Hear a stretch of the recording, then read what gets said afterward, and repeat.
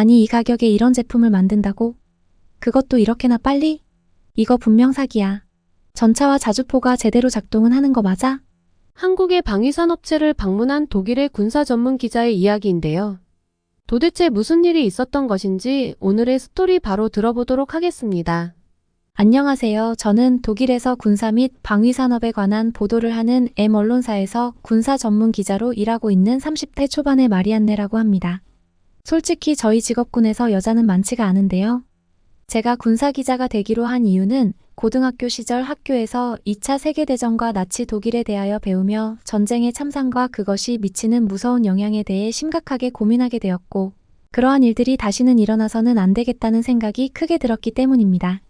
그리고 단순히 전쟁과 군대에 대한 호기심이 아니라 군사 문제에 대한 대중의 이해를 높여 평화로운 세상을 만드는데 조금이나마 보탬이 되고 싶었답니다. 솔직히 저는 어릴 때부터 전쟁과 군대에 대한 관심이 많았었는데요.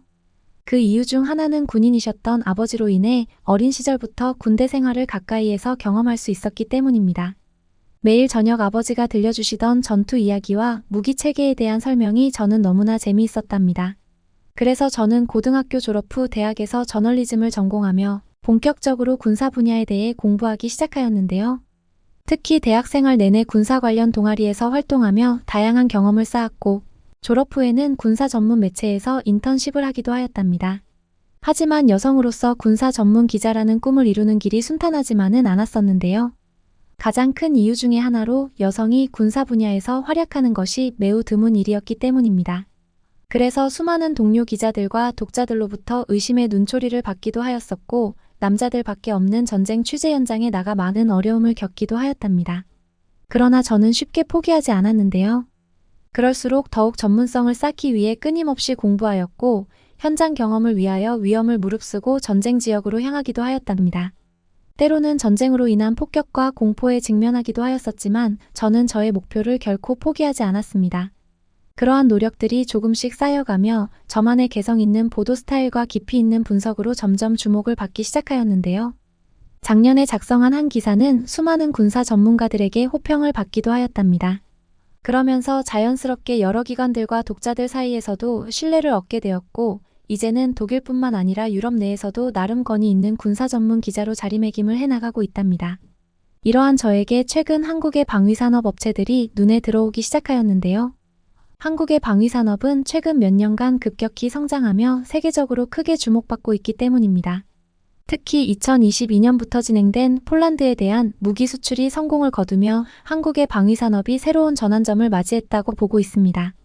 한국의 방위산업이 이렇게까지 성장하며 인정을 받게 된 배경에는 여러 가지 이유가 있을 텐데요. 그 중에 첫 번째는 바로 첨단의 기술력을 바탕으로 한 다양하고 우수한 군수품을 생산하고 있다는 것이 이유일 것입니다. 한국은 총기부터 시작하여 전차와 전투기, 군사위성, 그리고 통신 장비에 이르기까지 다양한 군수용품들을 생산하고 있는데요. 이들은 하나같이 모두 높은 품질과 성능으로 인정을 받고 있답니다. 게다가 이러한 제품들의 가격이 미국이나 유럽의 다른 나라들에 비해 월등하게 저렴하여 글로벌 시장에서 경쟁력을 갖추게 하는 주요 요인 중의 하나라고 분석되고 있습니다.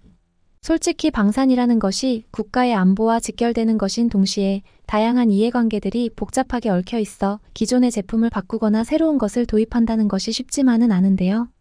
그럼에도 불구하고 여러 유럽 국가들에서 한국의 제품들을 받아들이고 또한 도입을 고려하고 있다는 것은 정말 대단한 일이 아닐 수 없습니다.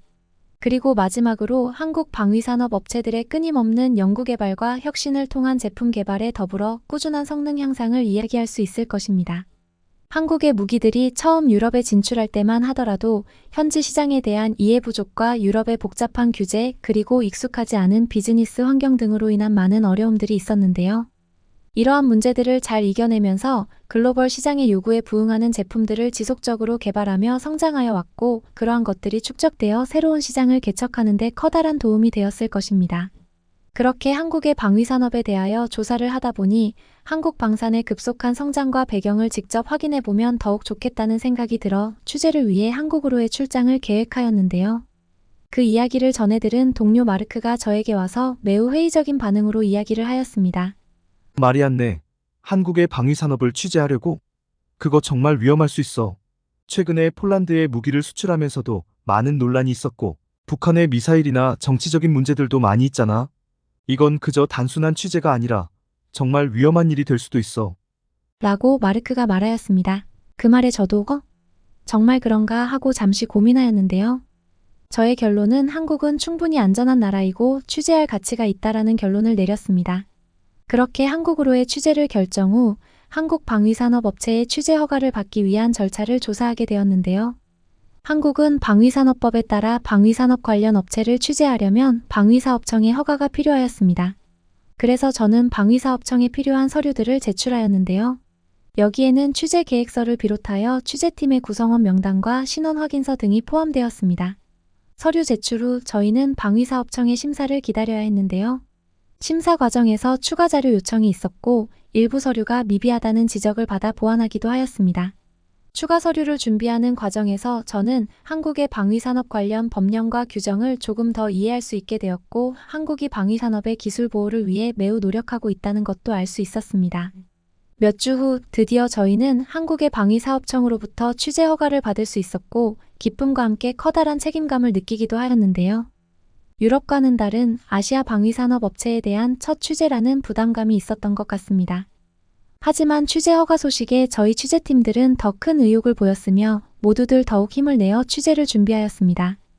드디어 한국으로의 출국날이 다가왔고 저는 긴장과 설레임으로 잠을 설치기까지 하였답니다. 처음 방문하는 한국은 제가 생각했던 것보다 훨씬 발전된 나라였는데요. 인천공항의 시설과 입국 시스템 그리고 친절한 한국인들까지 웬만한 유럽보다 훨씬 좋은 나라 같았습니다.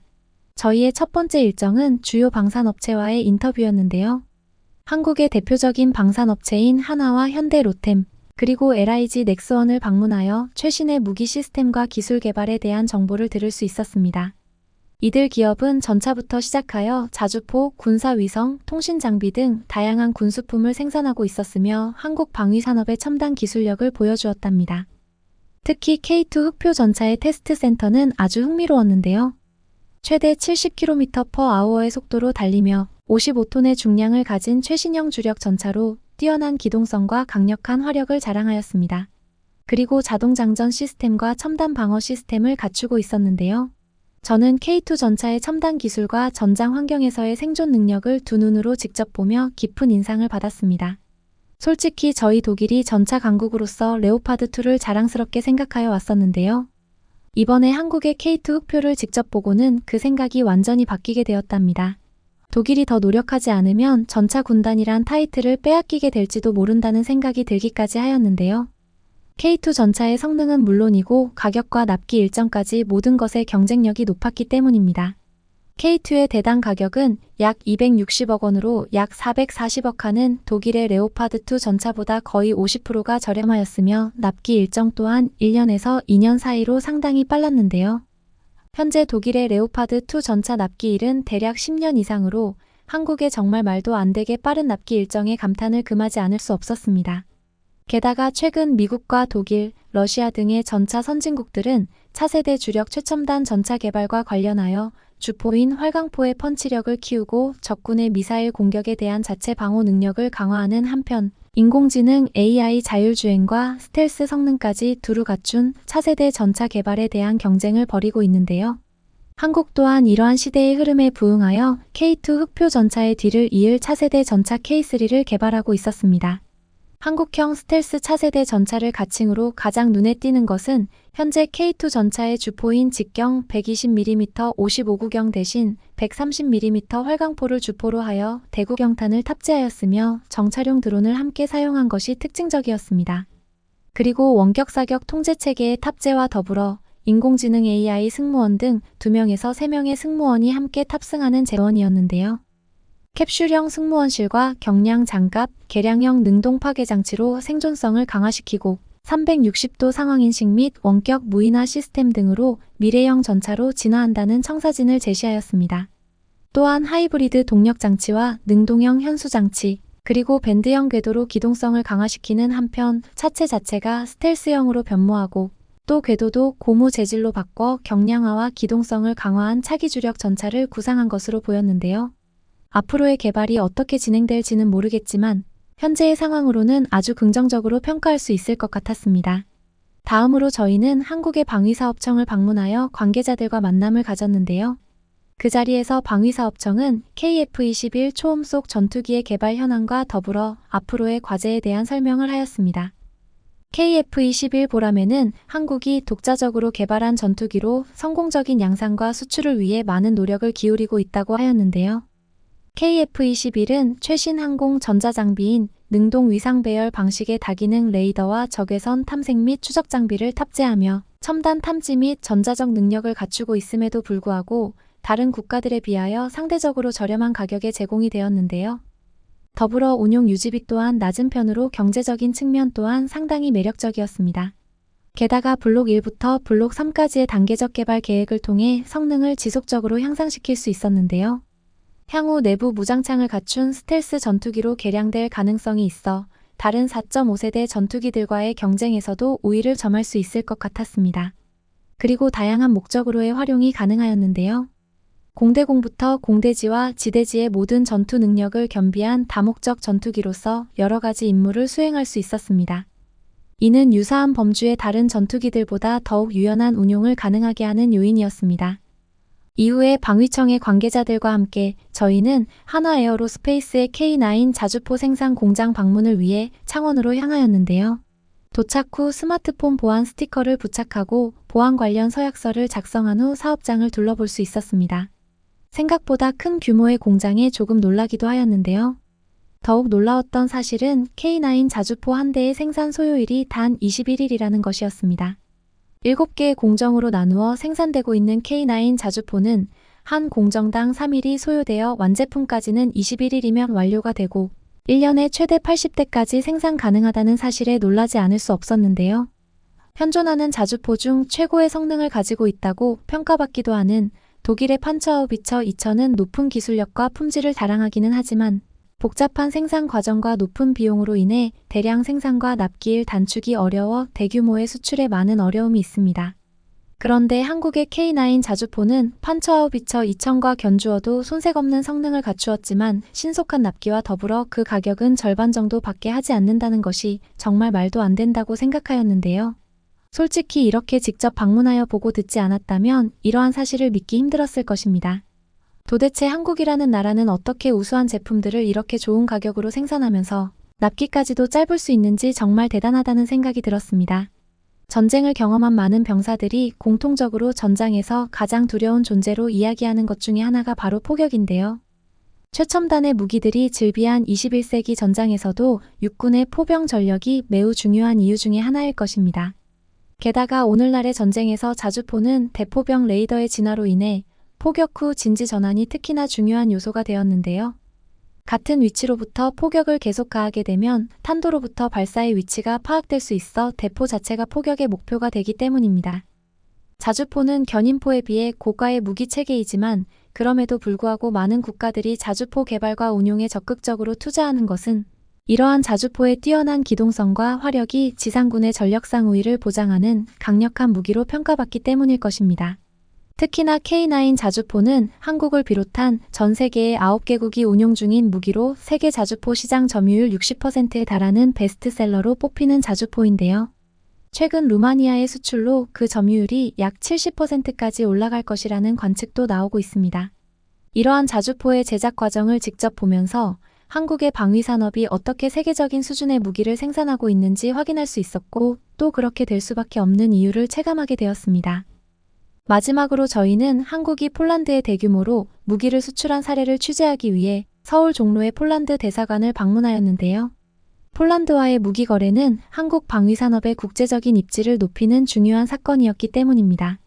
한국이 폴란드에 FA-50 경공격기부터 K2 전차와 K9 자주포 등을 대규모로 수출한 사례를 중심으로 취재를 진행하였는데요. 인터뷰를 통해 한국과 폴란드 간의 방산 협력의 배경을 상세하게 들을 수 있었습니다. 피오트르 주한 폴란드 대사는 폴란드가 2022년 러시아의 우크라이나 침공 이후 방위 능력을 강화하기 위해 한국산 무기를 대거 도입하게 되었다고 설명하였는데요. 이를 통해 폴란드는 신속하게 군사력을 증강할 수 있었고 한국은 방산 수출 강국으로 한 발 더 나아갈 수 있었습니다. 특히 폴란드 대사관의 관계자는 한국산 무기의 높은 성능과 경제성을 강조하며 최근의 계약들이 양국 경제에 미치는 긍정적인 영향에 대해서도 이야기를 하였는데요. 대규모의 방산 계약을 통하여 한국은 방위 산업의 성장을 도모할 수 있었고, 폴란드는 합리적인 가격으로 최신의 무기를 확보할 수 있었다는 것입니다. 게다가 폴란드 대사관은 한국의 방산 수출이 단순히 양국 간의 계약에만 그치지 않고 나토의 집단 안보 공백을 메우는 데에 매우 중요한 역할을 하고 있다고 강조하였는데요. 한국산 무기가 나토 회원국의 전력 증강에 크게 기여하고 있으며 이는 국제 안보에도 긍정적인 영향을 미치고 있다는 평가를 받고 있다고 하였습니다. 이번 취재를 통해 한국과 폴란드 간의 방산 협력이 어떻게 이루어졌는지에 대한 그 배경과 과정, 그리고 그로 인한 경제적, 군사적 파급 효과를 더욱 심도 있게 이해할 수 있었습니다. 저희는 대사관의 취재를 마친 후 서울에서의 자유시간을 즐기기 위해 한강을 방문하였는데요. 한강공원에서의 경험은 저에게 아주 특별한 추억을 남겨주었습니다. 독일과는 또 다른 한강의 매력이 저는 너무 좋았는데요. 마침 날씨도 아주 좋아 따뜻한 햇살 아래 한강공원의 아름다움을 만끽하며 산책을 시작하였습니다. 공원 곳곳에는 피크닉을 즐기는 사람들과 자전거를 타는 이들, 그리고 조깅하는 사람들로 가득하였는데요. 상쾌한 강바람이 얼굴을 스치며 도시의 활기를 느끼게 해주었습니다. 독일의 라인강도 아름다운 풍경으로 유명하기는 하지만 정비가 잘 되어 있지 않아 산책하면서 불편하거나 좋지 않은 경험들을 자주 하게 되거든요. 대표적으로 라인강의 수위는 계절에 따라 크게 변동하는데 특히 가뭄이 지속되는 시기에는 강의 수위가 낮아지면서 강변의 모습이 크게 변하기도 한답니다. 이러한 수위 변화는 라인강 주변의 생태계를 교란시킬 뿐만 아니라 강변 산책로의 접근성을 떨어뜨리고 일부 산책로의 접근이 불가능해지거나 불안정한 지형으로 인해 안전에 위험이 될 때도 있답니다. 그런데 한강공원은 넓고 깨끗하게 아주 정비가 잘 되어 있어 편안하게 휴식을 취하며 산책을 하기에 너무 좋았는데요. 산책을 하는 중에 많은 사람들이 줄을 서서 기다리고 있는 편의점을 발견하였습니다.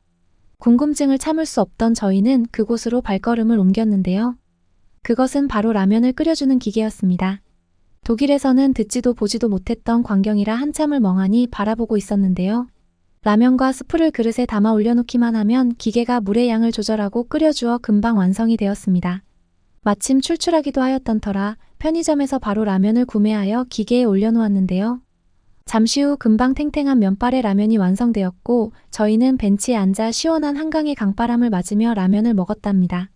독일에서도 한국 라면을 먹어본 경험이 있기는 하였지만 한국에 와서 게다가 한강에서 라면을 먹으니 더욱 맛있게 느껴졌습니다.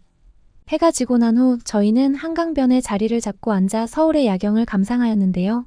강 건너편에서 반짝이는 불빛들과 한강 다리의 조명이 어우러져 아름다운 장관을 이루었습니다. 특히 반포대교의 달빛 무지개 분수쇼는 저에게 잊을 수 없는 추억을 선사해 주었는데요. 음악과 함께 물줄기가 춤추듯이 뿜어져 나오는 광경은 너무 아름답고 인상적이었습니다. 유럽의 여러 나라들을 다니며 많은 멋진 장소들을 가보았지만 그 중에서도 한강의 야경이 손에 꼽을 만큼 아름다웠습니다. 그렇게 모든 일정들과 잠깐의 휴식을 끝내고 저희는 다시 독일로 향하였는데요. 이번 출장을 통하여 한국의 일상과 문화를 조금 더 이해할 수 있는 계기가 되었던 것 같습니다. 그리고 이러한 취재를 통하여 한국 방위산업의 현황과 미래 전망에 대한 깊이 있는 기사를 작성할 수도 있었습니다. 하지만 너무 아쉬웠던 점도 있었는데요. 그것은 바로 바쁜 취재 일정으로 인해 한국의 일상이나 관광지를 거의 경험하지 못하였다는 것입니다. 다음에는 꼭 가족이나 친구들과 함께 한국을 방문하여 제대로 된 한국을 느껴보고 싶습니다.